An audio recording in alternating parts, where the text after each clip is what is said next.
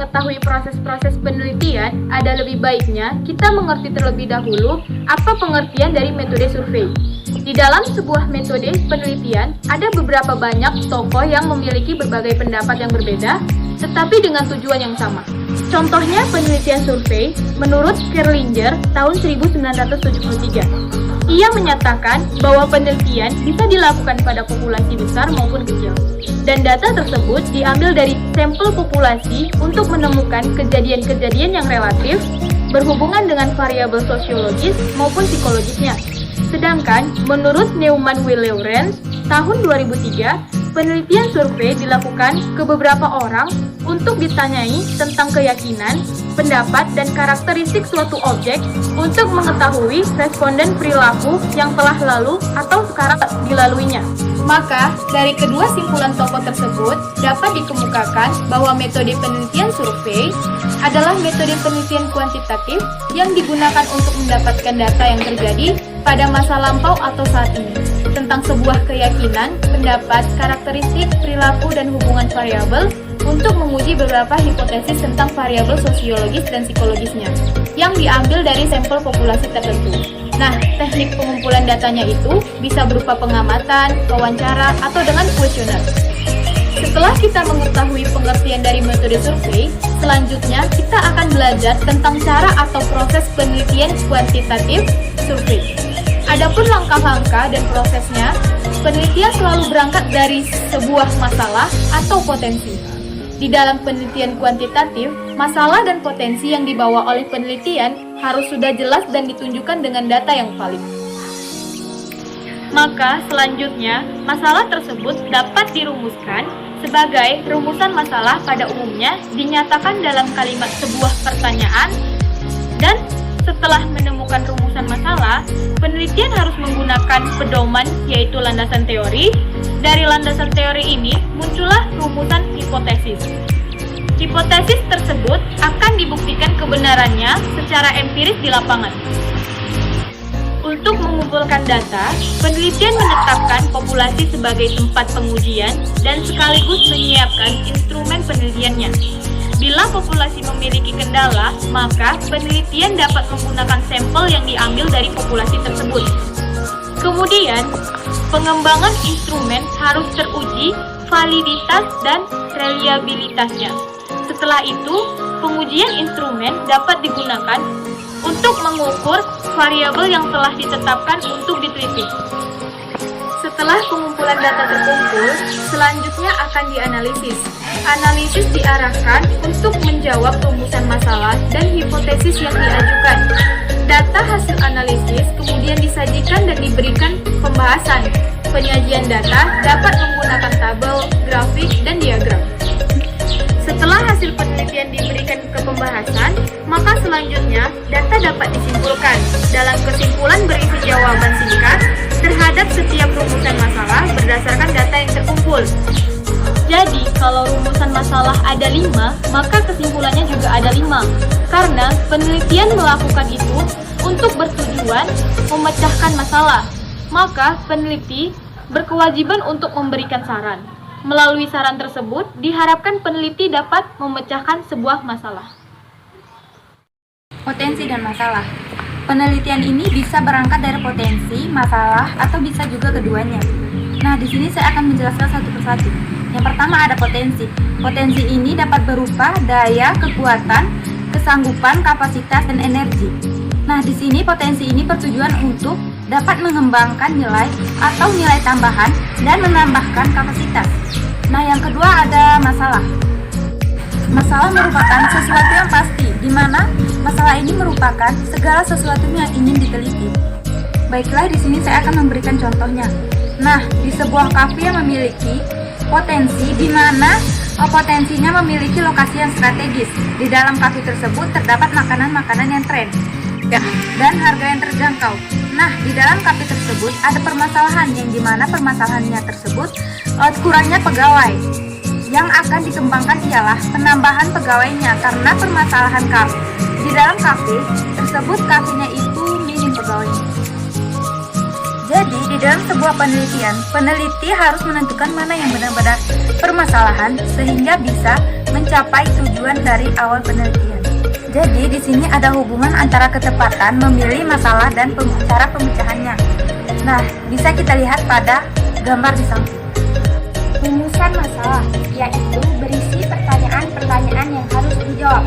Jadi, menurut Riker dan Wallace, masalah penelitian yang baik itu yaitu harus fleksibel, jelas, sinergitas, dan bersifat etis. Bentuk-bentuk dalam rumusan penelitian yang pertama itu ada masalah deskripsi, adalah rumusan masalah yang memiliki nilai variabel mandiri, baik hanya pada satu variabel ataupun lebih. Yang kedua ada masalah komparatif, yaitu suatu permasalahan penelitian yang bersifat membandingkan antara variabel 1, 2, atau lebih. Dan yang ketiga ada masalah asosiatif, adalah suatu pernyataan penelitian yang bersifat menanyakan hubungan antara dua variabel atau lebih. Selanjutnya hubungan simetris, yaitu suatu hubungan antara dua variabel atau lebih yang kebetulan munculnya bersamaan. Dan hubungan kausal, yaitu hubungan yang bersifat sebab dan akibat.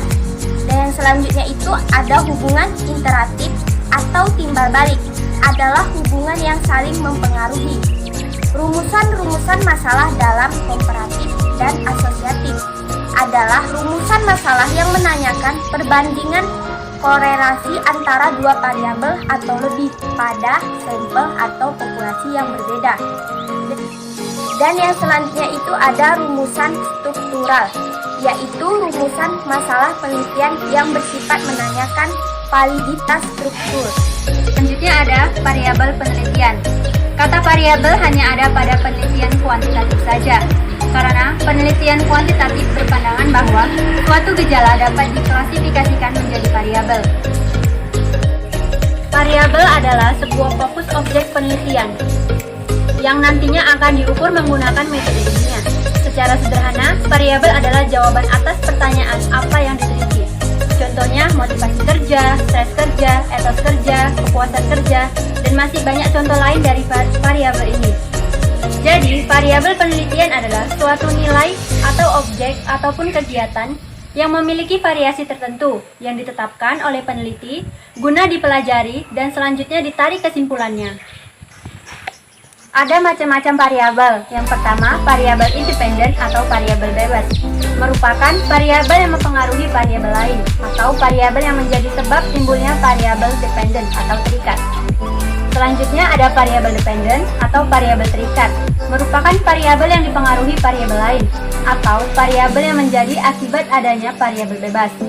Dan yang ketiga ada variabel moderator, merupakan variabel yang mempengaruhi hubungan antara variabel independen dengan dependen. Dan yang keempat ada variabel kontrol, merupakan variabel yang dikendalikan atau dibuat konstan sehingga hubungan variabel dependen terhadap independen tidak dipengaruhi oleh faktor luar yang tidak diteliti. Dan yang terakhir atau kelima ada variabel intertraining, merupakan variabel yang secara teoritis mempengaruhi hubungan antara variabel independen dengan variabel dependen, tapi tidak dapat diamati dan diukur. Nah, pada contoh hipotesis yaitu ada hubungan antara promosi di media TV dengan meningkatnya kesadaran petani menggunakan pupuk organik. Di variabel bebasnya ada promosi, di variabel terikatnya ada kesadaran menggunakan pupuk organik, pada variabel moderatornya ada media promosinya atau televisi, kemudian di variabel kontrolnya ada pupuk organik atau produknya, dan terakhir ada variabel intervening, ada kualitas pupuknya. Saya akan menjelaskan tentang model hubungan variabel penelitian. Nah, dalam penelitian kuantitatif ini dilandasi pada suatu asumsi bahwa suatu gejala itu dapat diklasifikasikan. Nah, dengan memfokuskan kepada beberapa variabel saja. Nah, berikut adalah model-model penelitian kuantitatif khususnya untuk penelitian survei. Jadi yang pertama itu ada model hubungan sederhana. Jadi dalam penelitian ini terdiri dari satu variabel independen yaitu bebas dan terikat yaitu dependen. Contohnya yaitu X kualitatif, kualitas alat, dan Y yaitu kualitas barang yang dihasilkan. Yang kedua itu ada model hubungan variabel sederhana berurutan. Nah, jadi dalam terdapat lebih dari 2 variabel, tetapi hubungannya masih sederhana. Contohnya yaitu misalnya X1 kualitas input, yang X2 itu kualitas proses, X3 itu kualitas output, dan Y yaitu kualitas outcome. Nah, yang ketiga ini ada model hubungan variabel ganda dengan 2 variabel independen. Nah, dalam model ini terdapat 2 variabel independen dan 1 dependen. Contohnya yaitu misalnya X1 yaitu lingkungan keluarga, dan X2 ini yaitu demografi, sedangkan Y keberhasilan usaha. Dan jadi model hubungan variabel ganda dengan 2 variabel independen ini yaitu X dan X2 dan 1 variabel dependen Y. Sedangkan yang nomor 4 ini yaitu model hubungan variabel ganda dengan 3 variabel independen. Nah, jadi dalam model ini terdapat 3 variabel independen yaitu X1 sama X2 dan X3, dan 1 independen itu yaitu Y, misalnya kualitas mesin, X2 gaya kepemimpinan manajer, dan X3 yaitu sistem karir, sedangkan Y yaitu produktivitas kerja. Selanjutnya yaitu paradigma ganda dengan 2 variabel dependen. Paradigma ganda dengan 2 variabel dependen ini adalah paradigma dengan 1 variabel independen dan 2 variabel dependen. Untuk mencari besarnya hubungan antara X dengan Y1 dan X dengan Y2, digunakan teknik korelasi sederhana. Begitu juga untuk Y1 dan Y2. Contoh X1 adalah hobi, Y1 adalah minat, dan Y2 adalah perasaan senang. Landasan teori yang akan digunakan adalah mengenai hobi, minat, dan perasaan senang pada beberapa objek manusia. Teknik analisa yang digunakan adalah korelasi sederhana dan regresi. Yang keenam yaitu paradigma ganda dengan 2 variabel independen dan 2 variabel dependen. Dalam model ini terdapat 2 variabel independen, X1 dan X2, dan 2 variabel dependen, Y1 dan Y2. Terdapat 4 rumusan masalah deskriptif dan 6 rumusan masalah hubungan sederhana. Korelasi dan regresi juga dapat digunakan untuk menganalisis hubungan antar variabel secara simultan. Contoh, X1 adalah kebersihan kereta api, X2 adalah pelayanan kereta api, Y1 adalah jumlah tiket yang terjual, Y2 adalah kepuasan penumpang kereta api.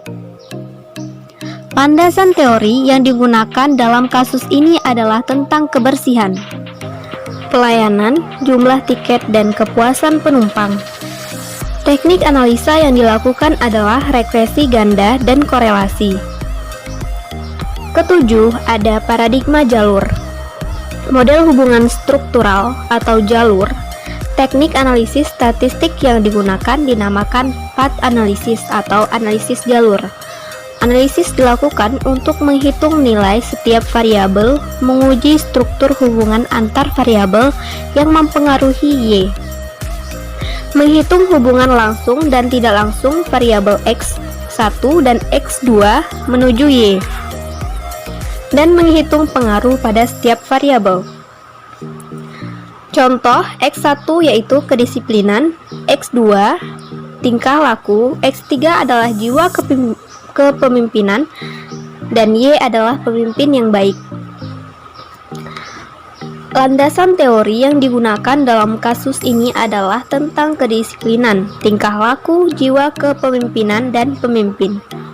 Teknik analisa yang dilakukan adalah regresi ganda dan korelasi. Setelah saya akan menjelaskan tentang bagaimana menemukan masalah dalam sebuah penelitian kuantitatif. Nah, untuk menemukan masalah dapat dilakukan dengan analisis masalah berupa pohon masalah. Nah, dengan analisis masalah, menggunakan pohon masalah, maka kita dapat mengetahui yang mana masalah yang penting, masalah yang kurang penting, dan masalah yang tidak penting. Nah, kita dapat mengambil contoh dari manajemen perusahaan atau organisasi. Misalnya suatu organisasi produktivitasnya rendah atau banyak pengaduan konsumen terkait dengan kualitas pelayanan yang diberikan. Nah, berdasarkan paradigma dari pohon masalah, rendahnya produktivitas organisasi dikarenakan rendahnya produktivitas kerja orang-orang yang berada di dalam organisasi tersebut. Nah, contoh pohon masalahnya dapat berupa seperti ini. Mengapa produktivitas kerja orang-orang dalam organisasi tersebut rendah? Maka perlu dianalisis lagi. Menurut paradigma dari pohon masalah, rendahnya produktivitas orang dalam organisasi bisa disebabkan oleh variabel job performance dan teknologi. Nah, melalui dua variabel tersebut, selanjutnya dapat diamati apakah job performance orang yang rendah atau faktor teknologi sebagai alat kerja yang kurang baik. Setelah diamati, ternyata faktor teknologi sebagai alat masih bekerja dengan cukup baik, tetapi job performance orang-orang yang rendah. Setelah itu, masalahnya telah ditemukan, yaitu job performance pegawai sebagai penyebab produktivitas kerja pegawai yang rendah. Nah, setelah masalahnya ditemukan, dilakukan analisis lagi. Mengapa job performance para pegawai rendah? Menurut paradigma, rendahnya job performance disebabkan oleh variabel kemampuan kerja dan motivasi kerja. Nah, hasil pengamatan dan analisis menunjukkan bahwa sebenarnya kemampuan kerja pegawai cukup tinggi, tetapi motivasi kerjanya yang rendah. Sehingga yang menjadi masalah adalah motivasi kerja pegawai yang rendah. Rendahnya motivasi kerja disebabkan oleh kondisi sosial tempat kerja, kebutuhan individu, dan kondisi fisik dari tempat kerja.